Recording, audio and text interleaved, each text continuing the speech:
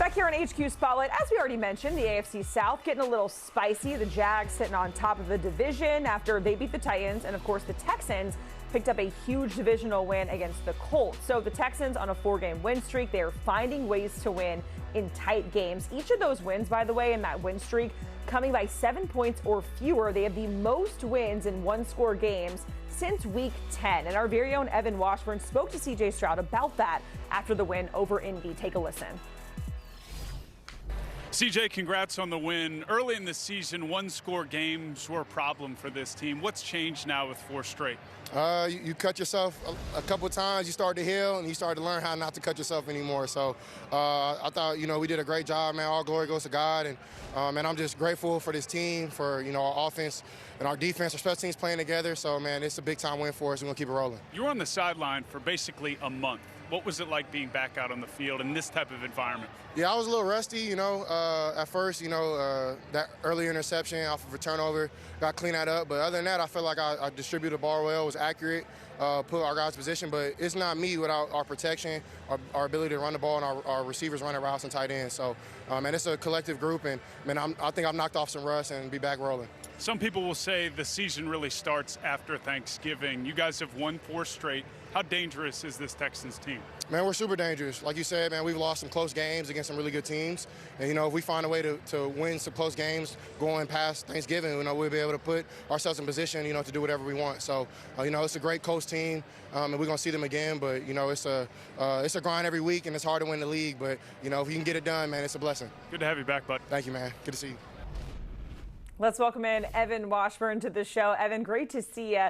CJ Stroud says his team is super dangerous, and they've learned from their mistakes, learned to move on. They've won 4 straight. Everything is clicking at the right time, seemingly so for Houston. How dangerous do you think this team is being there and seeing them get that really pivotal win against Indy firsthand? I guess I'll agree with CJ, super dangerous. I don't know where that falls on the metric of dangerous, or the spectrum, I should say. But they have what you need this time of year, and that was kind of the point in the post-Thanksgiving reference there. You have to have a strong defense. I think they have the best defense in the NFL right now. A run game, which they've developed with Woody Marks emerging as their lead back, but Nick Chubb still very effective.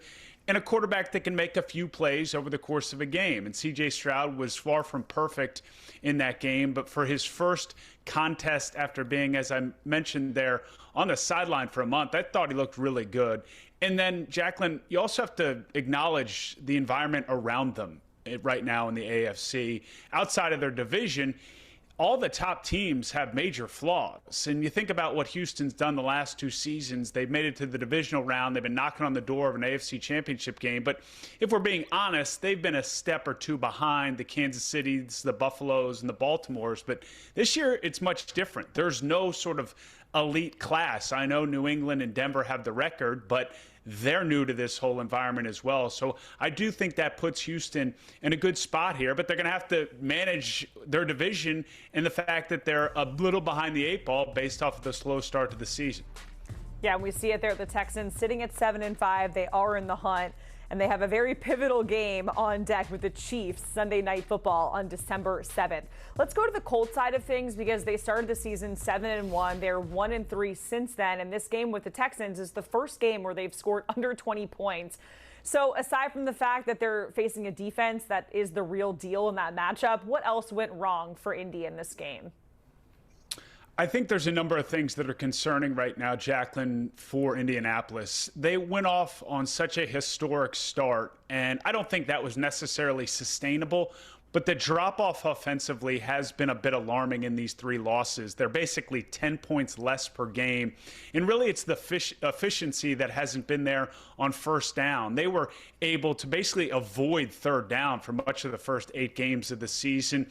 They rarely punted. That allowed their defense, that I would say is actually really strong and effective, but their defense is now playing a ton over the course of the game because the fact the offense just can't sustain drives. They played 167 plays, Jacqueline, defensively over the last 2 games. That's almost a whole extra game and a half over these last 2 weeks. And then conversely, they're just not on the field that much offensively. And people can point to Daniel Jones playing with the fibula injury, and I think that is a factor. But to me, it's more that Jonathan Taylor has not been able to run the ball at the MVP pace that he had through 8 weeks. And that's no slight to Jonathan Taylor. That's the fact that defenses now are just stacking the box and doing everything they can to slow him down.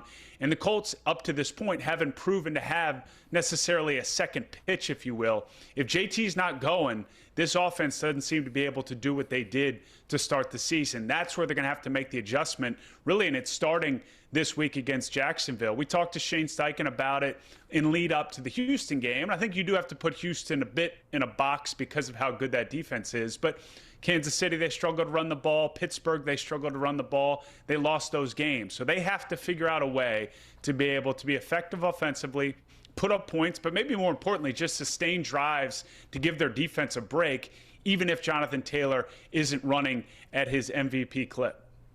And in some injury news for the Colts, Sauce Gardner left the game pretty early on with a calf injury. Report saying it's a calf strain. Consider week to week. Head coach Shane Steichen says he expects Sauce to play this season, but he is going to miss some time. So, Evan, how did that impact the game plan for Indy in that secondary?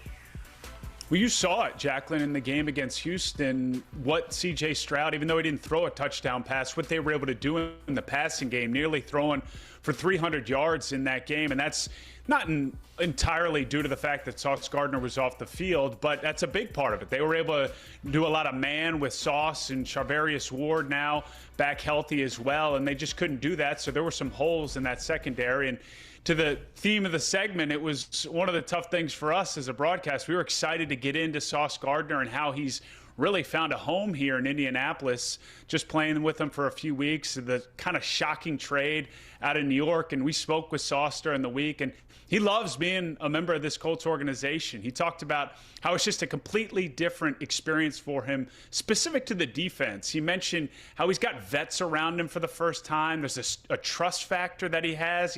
He said at times in New York he felt like he had to put the Superman cape on and kind of do more than he really should be doing, and that led to him being in situations on the field where he felt maybe he was trying to do too much and it didn't work out for him. And he just loves what he's able to do here in Indianapolis, as he put it, just be one of the 11 guys out on the field. And look, he's an elite corner. He's getting paid like that, and they hope he can be that.